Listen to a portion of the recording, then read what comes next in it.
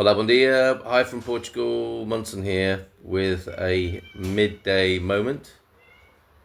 Can you hear a cat yowling in the distance? The siren has just gone off, which is my call to stillness. And before I go there, and invite you there as well, I want to address concerns about my mental health, which, funnily enough, is what this is all about.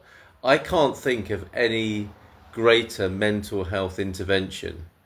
And I mean, just hearing myself say that out loud, mental health intervention, kind of tells us where we've got to in the world. You know, we used to call it just being happy, didn't we, before? But now that's really complicated. But I hope you get the gist. I can't think of anything more useful to do in terms of human happiness than being still and experiencing the pure, simple joy of being alive. Can you? I know people can dispute that, and that's what's funny about "Are you okay?" These, and why would you use a siren as a way of becoming still? And all of these questions are a resistance, I think, to the basic invitation here is to pause and be still, and all the other froth and heckling is just I think an unwillingness or a resistance to the invitation and proposition and offer here. So it's like, take it or leave it. It doesn't really matter what's on offer, and what I offer and invite in good spirit and genuine invitation and wholehearted sharing here is the opportunity to pause and be still just for a few moments a day, and that's it. That's all there is to it. And as amusing as I find the heckling and concerns about my mental health, it's really not the point. The point is this. The point is to let all of that go for a moment. And if you find yourself, this is very, very interesting and useful to me, as I invite you now to feel the weight of your body on the chair. If you feel, or if your mind is going, but no, that's not the right way to do it. Weight of the body on the chair, it's going to break the chair. If you find your mind becoming more active in the face of my invitation, this probably isn't very helpful or useful to you. Okay. And it's also fine as well if that's what if you're getting that sort of value, go ahead, do that. But what the real juice, what I want to offer is a true and real sense of peace from this exercise, and I do that from my own experience of it because it's done that for me. That's it. So feel the weight of your body on the chair. Feel the blessed relief, perhaps, of stopping what you've been doing so far today, what you've been doing so far in this lifetime, even. If that can all be just, if that juggernaut can just come to a rest for a moment. You know, like when those great big lorries stop and they release their air brakes and the driver puts on the handbrake. There are probably several handbrakes on these huge vehicles. And it's like, psh, all the pressure is let loose, let go of. How about we do that for a moment? And I just felt the strain in my face. These things gather imperceptibly, and then in a moment, in an invocation of peace and stillness, the most extraordinary things can happen with the body. That imperceptible build-up of tension can be let go of. And that process, it seems, is going one way or the other. We're becoming more tightly wound, or we're becoming freer and easier. And that's being tinkered with and tailored all the time. And generally speaking, I would say the normal way of things is to become tighter and tighter, and to use sleep, because that was a great question from Paul recently. Don't you just use sleep for this? Now, yeah, of course. It's very difficult to go without sleep, and the body eventually says, okay, well, that's it, I'm done with your nonsense, I'm going to go to sleep, and you're coming with me. you know, apart from the worst cases of insomnia where it would appear there's a mental drive to stay awake against the physiology of the body. And of course, when you finally fall asleep, there is an unconscious rest going on. And this is conscious rest. This is being still, falling still, and being aware that you're still. And that is the beauty of this. That is the beauty of what strikes me as useful meditation and mindfulness. Is like, it's lovely to be alive. And I'm aware that it's lovely to be alive. Whereas when you're asleep, you need a video, don't you, to see the video of yourself asleep on the bed, coughing and farting and tossing and turning. Whereas here we could be peaceful.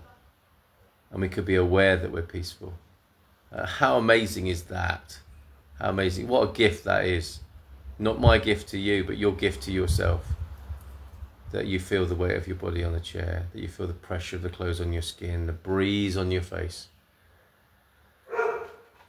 And you hear the sounds of the neighborhood and you let them come and go. And you allow that niggly little thought that's been getting at you all day about what he did and what she did and what they said and how I don't like this and I don't like that and rah, rah, rah, rah. You just let all that go, because we all have that going on, don't we? We all got our little triggers and we've all got our little pet peeves that we hold on to dearly because we think it's a good thing. And in a moment of peace, you can see what trouble and mischief it's causing in your life and how it's making you ill despite our pride for holding on to being right. I want to be right. I don't care about being happy. I want to be right, in your face with my rightness. And this is why people worry about my mental health. Okay, weight of the body on the chair. Let the tension drop from your face. Let your shoulders drop. Let everything go from this morning, from this week, from this lifetime, if you can. And be here now. Hallelujah. And can you, for a few minutes, be aware that all is well, all is easy, all is peaceful. All that stuff isn't going anywhere, but we've just stepped back for a few precious moments from that hurly-burly. The parasite that wants to feed, like the sugar, like the candida wants to feed on the sugar. The parasitical mind virus wants to feed on all its petty concerns and its dramas. And for a moment we can leave that be and let us be together for a few moments. Let's do that in silence. Just keep connecting with your senses, keep coming back to your senses in a minute or so of peacefulness.